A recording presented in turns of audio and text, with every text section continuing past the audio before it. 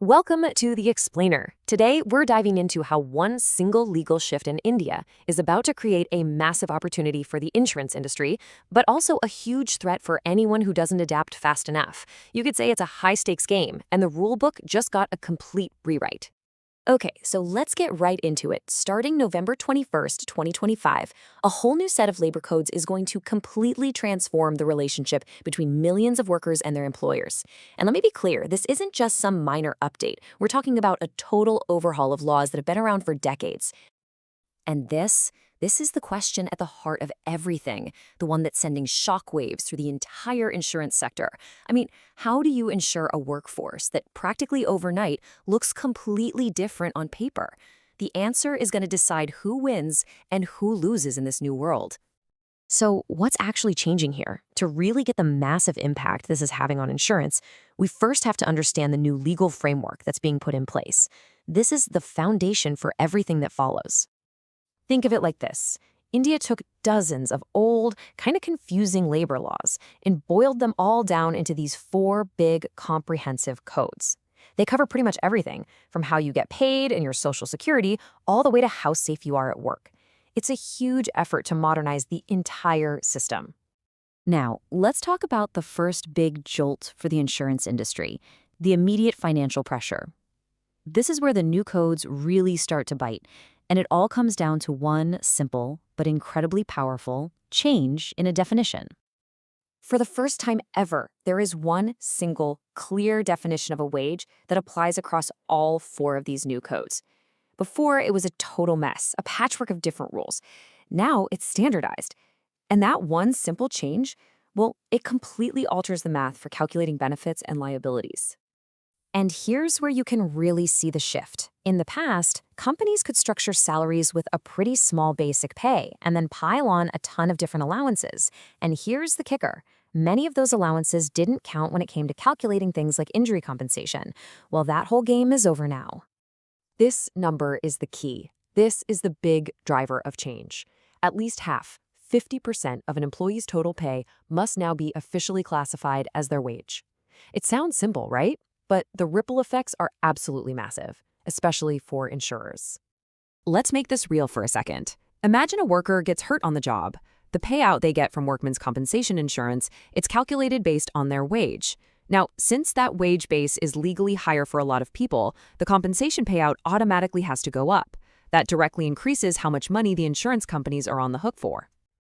But okay, while those rising costs are a serious concern, there's another side to this coin. These new codes have also blown the doors wide open to a massive, previously untapped market.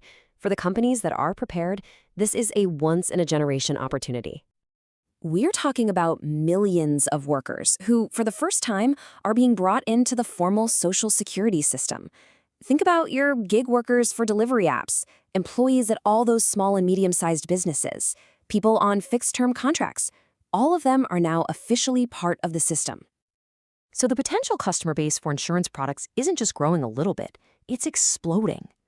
Formalizing these huge chunks of the workforce represents the biggest chance for the insurance sector to expand its reach that it has seen in decades. This is a fundamental shift in who gets Social Security benefits. But what's really groundbreaking is the formal recognition of the gig economy. These workers are no longer invisible in the eyes of the law, which means for insurance companies, they are now a massive, addressable market. And here's how it works in the real world. Aggregators, your ride-sharing or food delivery platforms, they now have to contribute 1% to 2% of their annual turnover into a Social Security fund just for their gig workers. And guess what a key part of that fund is for? Insurance coverage. So you've got higher costs on one side and this giant new market on the other. How does the industry adapt to this new reality? Well, it's pretty clear that just standing still is not an option. The winners are going to be the ones who innovate, and innovate fast. Insurers can't just keep doing what they've always done. The old playbook, you can throw it out. They need a completely new strategy. This means creating flexible, portable insurance products that a gig worker can take from one platform to another. It means totally rethinking how they assess risk. And it means using all the new health and safety data to their advantage. So let's break that down. When we talk about products, flexibility is everything. For pricing, premiums have to be adjusted for those higher payouts we just talked about. And for risk, insurers can now use data to actually reward companies that have great safety records, which is a real win-win thanks to the new safety codes. So, what does this all mean for the road ahead? When all the dust settles on this massive transformation, what is the Indian insurance industry actually going to look like? Let's talk about the future in this new era. If you take away just one thing today, let it be this. The new labor codes are a classic double-edged sword. On one side, you have a serious financial challenge with higher liabilities.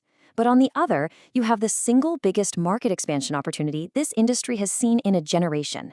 It's a high-stakes moment for sure. Ultimately, the winners here aren't going to be the companies that just try to weather the storm of higher costs. No, the winners will be the ones who redesign their sails to harness this powerful new wind of change. They'll be the ones creating the products for this newly defined workforce. The rules have changed. The real question is, who's ready to play?